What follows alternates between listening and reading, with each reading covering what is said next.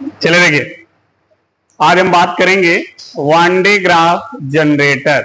इसको हाँ, one de graph generator, इसी को जनित्र भी कहते हैं हिंदी में। जनरेटर जो शब्द है उसका हिंदी रूपांतरण होता है जनित्र।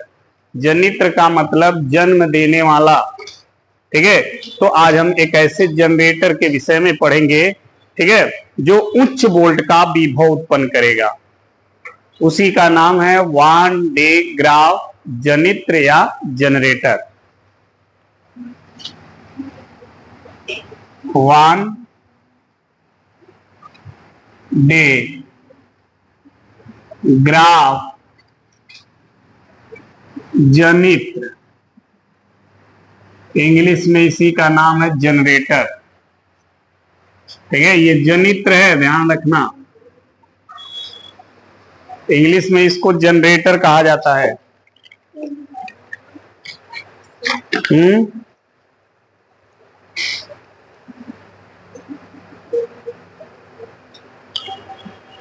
अब देखिए, ये होता क्या है, ये जनित्र है क्या? यह एक ऐसा यंत्र है जो उच्च वोल्ट तक का विभव उत्पन्न करता है। लगभग 10 पे 6 घात मिलियन वोल्ट।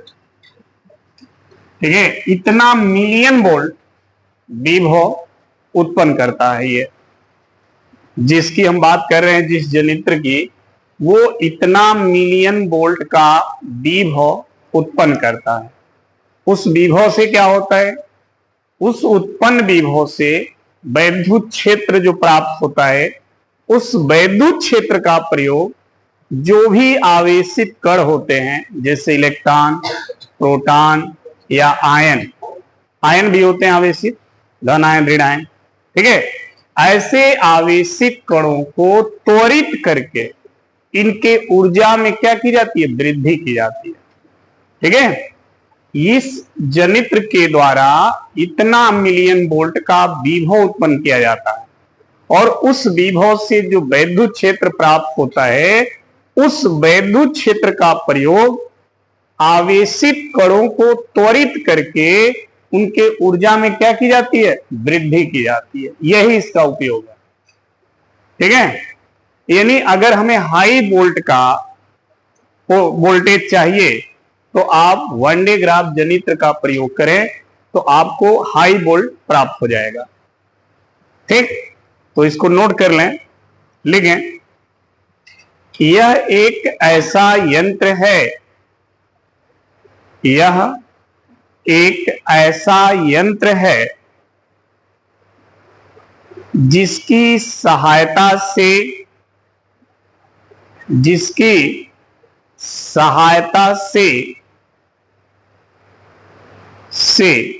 उच्च वोल्ट, ब्रैकेट में लिख लीजिएगा, लगभग, ब्रैकेट में लगभग 10 पे 6 घात मिलियन वोल्ट, 10 पे 6 घात मिलियन वोल्ट। ठीक है,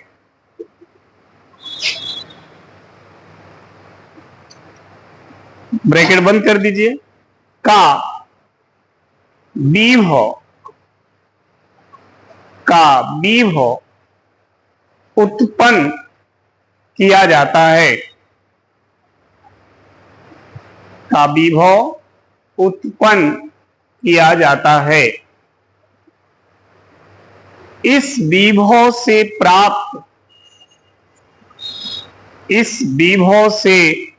प्राप्त विद्युत क्षेत्र का प्रयोग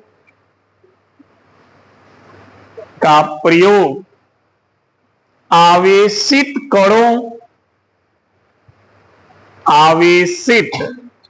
कणों, ब्रैकेट में electron, proton, ion, electron, proton, ion, bracket बंद, को त्वरित करके इनकी ऊर्जा में वृद्धि की जाती है, इनकी ऊर्जा में वृद्धि की जाती है।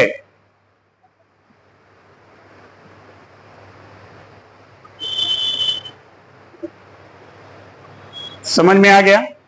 वान डे ग्राफ जनित्र जो है क्या है? एक ऐसा यंत्र है जिसकी सहायता से लगभग इतना मिलियन वोल्ट का उच्च विभव उत्पन्न किया जाता है और उस विभव से जो वैद्युत क्षेत्र प्राप्त होता है, उस वैद्युत क्षेत्र का प्रयोग आवेशित कणों जैसे इलेक्ट्रॉन, प्रोटॉन, आयन, ऐसे कणों को त्वरित करके उनके ऊर्जा में क्या करते हैं?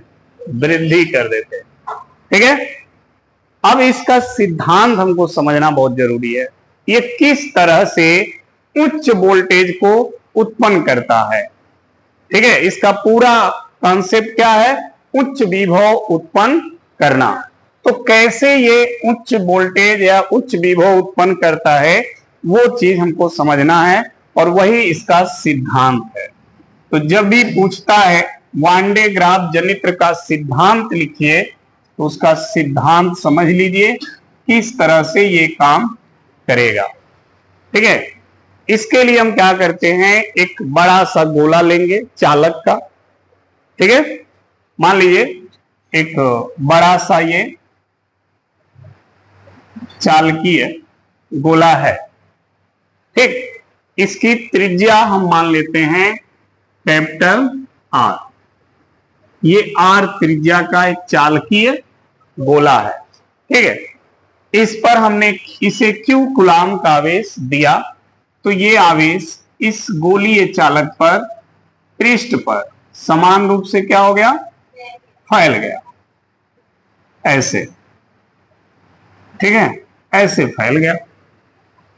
ठीक, अब देखिए चूंकि ये चालकीय गोला है, तो चालकीय गोला के अंदर वैद्युत क्षेत्र कितना होता है? शून्य। कोई भी अगर चालक गोली है, ठीक, तो उसके अंदर वैद्युत क्षेत्र शून्य होता है, लेकिन विभव शून्य नहीं होता है। चालकीय गोला के अंदर विभव शून्य नहीं होता है, केवल कौन शून्य होता है? विद्युत क्षेत्र। तो इसके अंदर विद्युत क्षेत्र शून्य होगा, लेकिन विभव जो है, जो विभव इसके पृष्ठ पर होगा वही विभव इसके अंदर भी होगा। विभव नियत होता है, विभव जीरो नहीं होता है। चालकीय गोला के पृष्ठ पर जो विभव होगा वही विभव चालकीय गोला के अंदर होता है। ठीक है, तो देखिए सिद्धांत में लिखेंगे माना आर त्रिज्या का एक चालकीय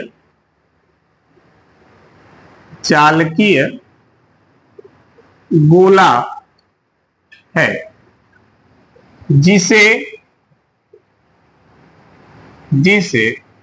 क्यू कूलाम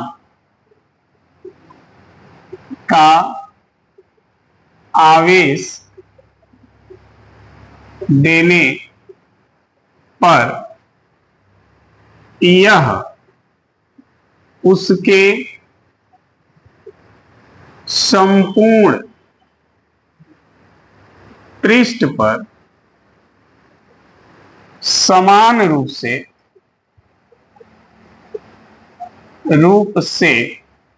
क्या होता है? फैल जाता है। ठीक है, हमने क्या किया? एक आर त्रिज्या का चालकीय गोला लिया और उस गोले को कैपिटल क्यू कूलाम का आवेश दिया। यह आवेश जो है उसके संपूर्ण पृष्ठ पर समान रूप से क्या हो गया? फैल गया। क्लियर? चालकीय गोला के अंदर वैद्युत क्षेत्र क्या होता है? शून्य। चालकीय गोला के अंदर विद्युत क्षेत्र शून्य होता है, परंतु परंतु विभव नियत रहता है। परंतु विभव क्या होता है? नियत रहता है। नियत का मतलब जो विभव उसके पृष्ठ पर होगा वही विभव उसके अंदर भी होगा। ठीक है, वो बदलेगा नहीं। नियत का मतलब यही है कि वो चेंज न हो, परिवर्तित न हो। तो जो विभव इसके पृष्ठ पर है वही विभव इसके अंदर भी होगा, नियत रहता है। अर्थात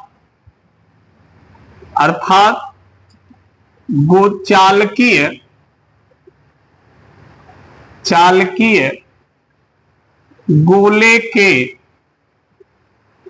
पृष्ठ पर विभव, चालकीय गोले के पृष्ठ पर विभव, भी कैपिटल आर लिखेंगे इसको, ताकि पता चले आर त्रिज्या के गोली चालक के पृष्ठ का विभव है ये।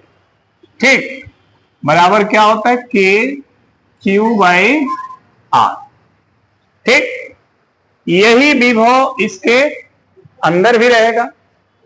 जो पृष्ठ पर विभव है यही विभव इसके अंदर भी होगा। ठीक, अब देखिए, चालकीय गोले के अंदर क्या? विभव।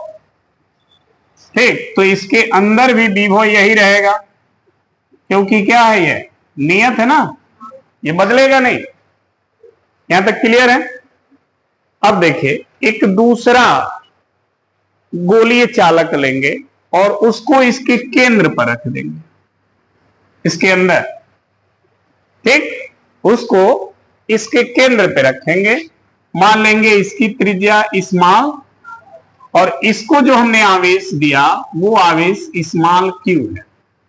क्या है? स्मॉल क्यू आवेश हमने इसको दिया, बाहर वाले को कैपिटल क्यू दिया। ठीक, यदि आर त्रिज्या का एक दूसरा गोलीय चालक, ठीक है, केंद्र, इसको O मान लो। ठीक, केंद्र O पर क्या किया जाए? रख दिया जाए। ठीक है, जिस पर स्मॉल क्यू कूलाम का आवेश है। ठीक है, हमने क्या किया? इसके केंद्र पर एक स्मॉल आर त्रिज्या का दूसरा गोली चालक क्या किया? रख दिया, और उस गोली चालक पर स्मॉल क्यू कूलाम का आवेश है। ठीक, तो इसके पृष्ठ पर भी विभव बनेगा। अब लिखेंगे, छोटे गोले के पृष्ठ पर विभव, छोटे गोले के पृष्ठ पर जो विभव होगा उसको हम लिखेंगे वी आर। ठीक, फॉर्मूला होगा के क्यू बाई स्मॉल आर। ठीक, अब देखिए, ये छोटे गोले के पृष्ठ पर विभव हो गया। अब ये छोटा गोला केंद्र पर है, तो इसका आवेश बड़े वाले गोले पर भी विभव उत्पन्न करेगा। भाई, ये छोटा गोला एक बिंदु आवेश की तरह हो गया ना, और बिंदु आवेश के कारण आर दूरी पर विभव, तो इस पूरे छोटे गोले पर कुल आवेश कितना है? Small Q. और इससे बड़ा वाला गोला कितनी दूरी पर है? Capital R. ठीक, यहां पर विभव, तो क्या आ जाएगा? के क्यू बाई कैपिटल आर, यही आ गया ना।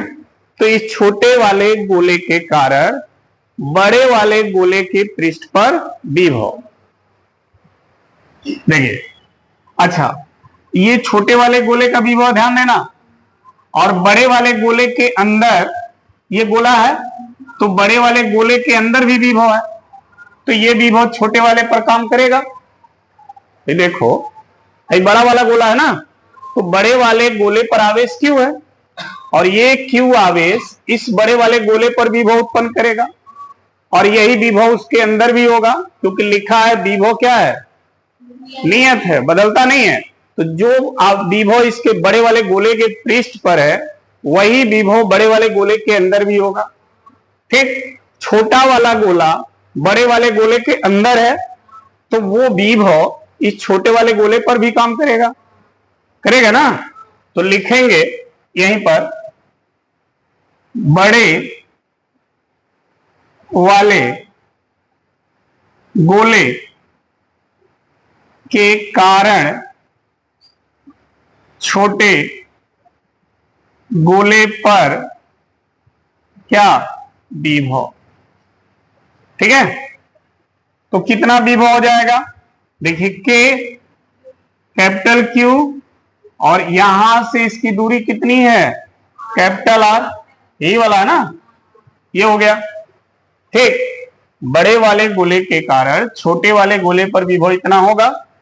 अब देखिए छोटे वाले पर कुल विभव कितना हो गया, छोटे वाले गोले पर कुल विभव, तो कुल विभव VR बराबर, ध्यान देना, कुल जो विभव है एक तो इसका खुद का विभव है इतना और एक बड़े वाले गोले के कारण भी विभव है इतना, दोनों को क्या करें, जोड़ लेंगे तो कुल विभव कितना आ जाएगा, के कॉमन ले लें तो स्मॉल Q बटा R प्लस कैपिटल Q बटा R। ठीक है, छोटे वाले गोले पर कुल इतना विभव हो जाएगा। ठीक, अब देखिए, अभी छोटे वाले गोले के आवेश के कारण बड़े गोले पर विभव कितना हो रहा है, छोटे वाले गोले के कारण बड़े वाले गोले पर विभव कितना हो जाएगा, कि छोटे वाले गोले का आवेश कितना, स्मॉल Q और दूरी कितनी है, कैपिटल R। ठीक, तो छोटा वाला जो गोला है वो अपने आवेश के कारण बड़े वाले गोले पर इतना विभव उत्पन्न करेगा।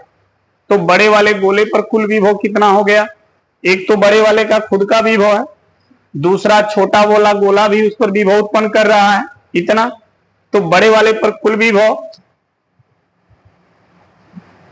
बड़े वाले गोले पर कुल विभव। ठीक, कुल विभव VR बराबर, एक तो इसका खुद का विभव है ये और एक छोटे वाले गोले के कारण विभव है ये। ठीक है, दोनों में से क्या करें, के कॉमन ले लें, दोनों में से के को कॉमन ले लेंगे तो बड़े वाले गोले पर कुल विभव कितना आएगा, इतना आएगा ना। ये बड़े वाले गोले का कुल विभव हो गया और एक छोटे वाले गोले का कुल विभव हो गया। अब दोनों विभव में अंतर देख लो कितने का है, देखो V small r minus V capital R, छोटे वाले गोले के विभव से बड़े वाले गोले के विभव को क्या करिए, माइनस कर दीजिए, तो दोनों गोले के विभव में क्या आएगा, अंतर। ठीक है, तो VR माइनस कैपिटल VR यहां लिख देंगे, दोनों गोलों के विभव में क्या अंतर। ठीक, अब देखिए छोटे वाले का ये है के Q by small r plus capital Q by capital R में से के Q capital Q by R plus Q बटा कैपिटल, ये है ना, घटा दीजिए, V स्मॉल r माइनस भी कैपिटल आर बराबर के, दोनों में से के कॉमन कर दीजिए। ठीक, अब देखिए क्यू बटा small R plus capital Q बटा कैपिटल आर माइनस, एक ब्रैकेट खोलेंगे तो अंदर चिन्ह बदल जाएंगे। ठीक है, ऐसे आएगा। देखिए ये प्लस और ये कट गया। ठीक, भी स्मॉल आर माइनस भी कैपिटल आर बराबर के, देखिए दोनों में क्यू है, स्मॉल क्यू को कॉमन कर दें तो 1 बटा स्मॉल आर माइनस 1 बटा कैपिटल आर। ये दोनों के विभव में क्या गया, अंतर। ये दोनों के विभव में अंतर आ गया। ठीक, यहां पर Q जो है धनात्मक है, अगर Q का मान धनात्मक लें, ठीक, तो हमेशा इस पूरे वैल्यू का मान क्या आएगा, पॉजिटिव आएगा। ठीक, या यूं कहें कि ये पूरा मान अगर पॉजिटिव आ रहा है तो इसका मतलब छोटे वाले गोले का विभव बड़े वाले गोले के विभव से हमेशा क्या रहेगा, अधिक। क्या रहेगा, अधिक। छोटे वाले गोले का विभव बड़े वाले गोले के विभव से हमेशा क्या रहेगा, अगर ये मान धनात्मक आ रहा है तो छोटे वाले गोले का विभव बड़े वाले गोले के विभव से हमेशा क्या रहेगा, अधिक रहेगा। ठीक है, अधिक होने से क्या होगा, अगर इन दोनों गोलों को किसी तार से अगर हम जोड़ दें, ठीक, तार से जब जोड़ देंगे तो होगा क्या, इसका विभव अधिक हो गया, इसका विभव कम हो गया, तो हमेशा आवेश छोटे वाले गोले से बड़े वाले गोले पर जाते रहेंगे, क्योंकि विभव जिधर अधिक होता है उधर से कम की ओर आवेश क्या होता, जाता रहेगा। तो हमेशा छोटे वाले गोले से भी आवेश बड़े वाले गोले पर जाते रहेंगे और धीरे धीरे बड़े वाले गोले पर आवेश बढ़ता रहेगा, और जब आवेश बढ़ता है तो विभव भी बढ़ता है, आप सभी को पता है। तो इस पर धीरे धीरे आवेश का आप एक बहुत बड़ा अंबार लगा सकते हैं, बहुत ज्यादा आवेश कर सकते हैं। ठीक, और जब आवेश ज्यादा हो जाएगा तो इसका विभव भी क्या होगा, ज्यादा हो जाएगा। इस तरह से वन डे ग्राफ जनित्र काम करता है। ठीक है, बड़े वाले गोले पर आवेश बढ़ता जाएगा जिसके कारण उसका विभव बढ़ता रहेगा, और विभव बढ़ते बढ़ते 10 से 6 घात मिलियन वोल्ट तक पहुंच जाएगा। और इस पर आवेश कितना ही ज्यादा हो जाए, विभव हमेशा इसी का ज्यादा रहेगा, ध्यान रखिएगा। ठीक है, तो नीचे लिखेंगे यदि यह मान धनात्मक है तो छोटे वाले गोले का विभव सदैव बड़े वाले गोले से क्या होगा, अधिक होगा। ठीक है, बड़े वाले गोले से अधिक होगा। यदि दोनों गोलों को, यदि दोनों गोलों को किसी चालक तार से क्या किया जाए, जोड़ दिया जाए, तो आवेश सदैव छोटे गोले से बड़े गोले पर जाते रहेंगे, जिससे बड़े गोले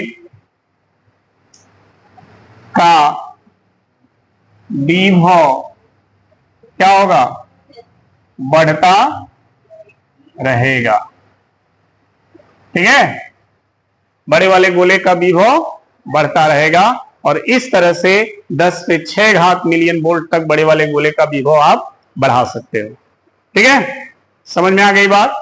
फिर एक बार ध्यान रखिएगा, वन डे ग्राफ जनित्र एक ऐसा यंत्र है जो उच्च वोल्ट तक का विभव उत्पन्न करता है, उस विभव से जो वैद्युत क्षेत्र उत्पन्न होती है, उस वैद्युत क्षेत्र का प्रयोग आवेशित कणों जैसे इलेक्ट्रॉन, प्रोटॉन, आयन, इनको त्वरित करके इनके ऊर्जा में वृद्धि किया जाता है। ठीक, यानी इसका कुल मकसद है उच्च वोल्ट का विभव उत्पन्न करना। जब उच्च वोल्ट का विभव उत्पन्न होगा तो वैद्युत क्षेत्र भी उत्पन्न होगा उच्च वोल्ट का, और वह उच्च वोल्ट का विद्युत क्षेत्र क्या करेगा, उसको अधिक आवेशित कणों पर अधिक से अधिक बल लगाएगा, और जब बल लगाएगा तो उनकी ऊर्जा क्या होगी, बढ़ जाएगी।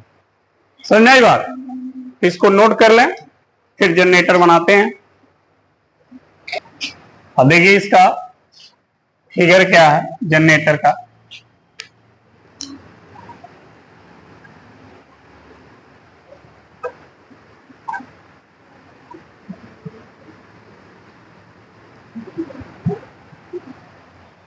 देखिए चित्र देखिए इसका।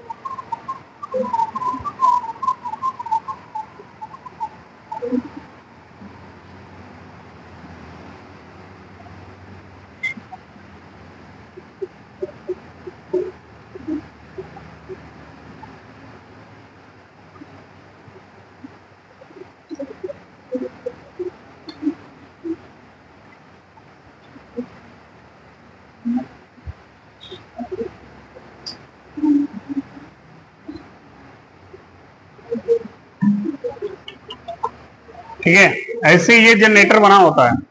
देखो इसमें कहा था ना हमने, दो गोला, एक बड़ा गोला होता है, तो ये वाला वो है बड़ा वाला, उसके अंदर ये छोटा वाला है। ठीक, और यहां पर एक और गोला यहां पे रखा गया है। ठीक, इसको हैंडल से ऐसे चलाया जाता है। ऐसे जब इसको आप चलाएंगे तो ये पट्टा है। ठीक, जब ये चलेगा तो पट्टा इसको भी घुमाएगा। यहां से आवेश स्रोत से आवेश यहां तक आएंगे, फिर पट्टे के द्वारा आवेश पहुंचेंगे इस वाले गोले पर। इस वाले गोले का विभव ज्यादा और इसका कम होने के कारण आवेश इस तार को पकड़ करके इस पर आना शुरू हो जाएंगे, और इस पर धीरे धीरे आवेश बहुत बड़ी संख्या में इकट्ठा होगा, जिससे इसका विभव क्या होगा, अधिक हो जाएगा। ठीक है, ये जो आप देख रहे हैं ये स्टैंड है जो इस बड़े वाले गोले को रोका हुआ है ऊपर। ठीक है, इसको हम बोलते हैं विद्युत रोधी स्टैंड, विद्युत रोधी स्टैंड। ये स्टैंड है, और ये जो है विद्युत रोधी पट्टा है, विद्युत रोधी पट्टा है ये। ठीक है, और ये जो है बड़ा गोलीय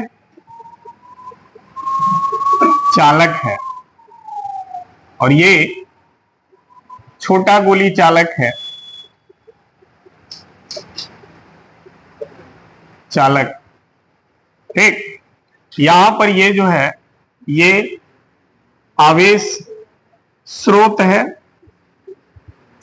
ठीक है, बस ये सारी चीजें इसमें लगी होती हैं, और इस तरह से हम अधिक मात्रा में विभव को उत्पन्न कर सकते हैं। तो ये डायग्राम बना लें। ठीक है,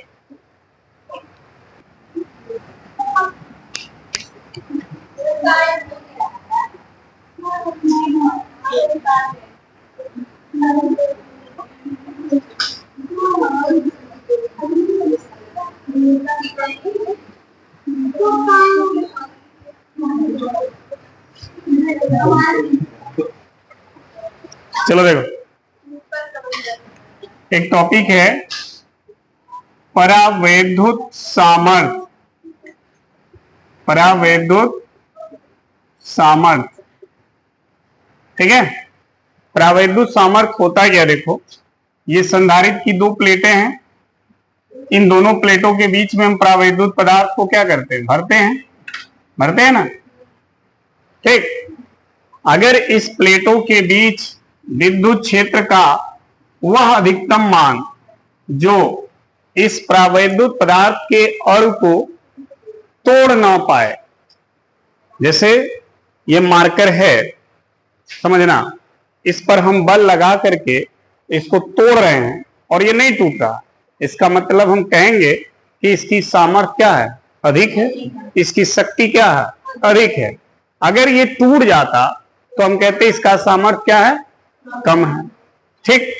तो यहां पर संधारित्र के प्लेटों के बीच बल कौन लगाता है, विद्युत क्षेत्र, ठीक। विद्युत क्षेत्र का वह अधिकतम मान जो परावैद्युत पदार्थ के अणु को तोड़ न पाए, ठीक है, उसी को क्या कहते हैं, परावैद्युत का सामर्थ्य कहते हैं। समझ में आ गई बात। संधारित्र के प्लेटों के बीच वह अधिकतम वैद्युत क्षेत्र जिसमें रखा हुआ परावैद्युत पदार्थ बिना भंजन के, भंजन का मतलब टूट जाना, भंजन का मतलब टूटना, तो बिना भंजन का मतलब टूटे ना, बिना भंजन का मतलब होता है टूटे ना, ठीक है। तो बिना भंजन के इस वैद्युत क्षेत्र को अगर वो सहन कर ले रहा है तो उसी को हम कहेंगे परावैद्युत का सामर्थ्य, ठीक है। और यदि सहन नहीं कर पाता, टूट जाता, तब हम उसको परावैद्युत का सामर्थ्य नहीं कहेंगे। तो नोट कर लें, लिखें, संधारित्र के प्लेटों के बीच, संधारित्र के प्लेटों के बीच वह अधिकतम वैद्युत क्षेत्र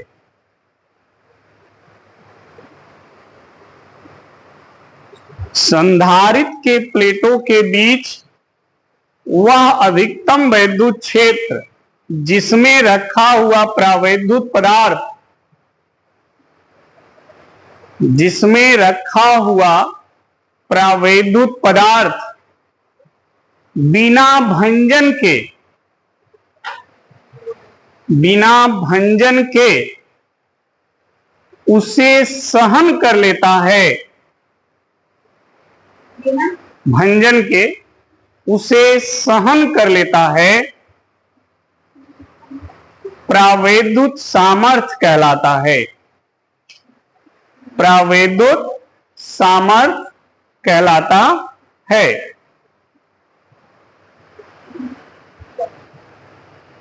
हो गया, परावैद्युत सामर्थ्य कहलाता है।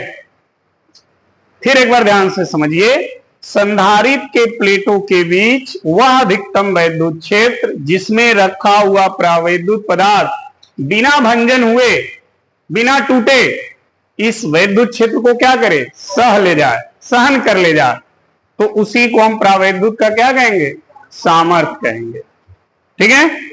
दूसरा हेडिंग है भंजक विभवांतर, ये सब मोस्ट इंपॉर्टेंट है। भंजक विभवांतर, भंजक विभवांतर, देखो भंजक विभवांतर क्या होता है, प्लेटों के बीच, संधारित्र के प्लेटों के बीच वह न्यूनतम विभव, वह न्यूनतम विभव जिस पर परावैद्युत पदार्थ क्या हो, टूट जाए, भंजन हो जाए, भंजित मतलब टूट जाए। संधारित्र के प्लेटों के बीच वह न्यूनतम विभव जिस पर परावैद्युत पदार्थ क्या हो, भंजित हो जाए, टूट जाए, उस विभव को क्या बोलते हैं, भंजक विभवांतर, ठीक है। तो नोट करें, संधारित्र के प्लेटों के बीच, संधारित्र के प्लेटों के बीच वह न्यूनतम विभवांतर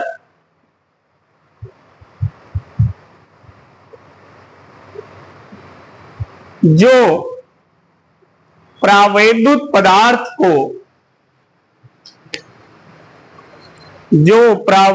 पदार्थ को भंजित कर देता है,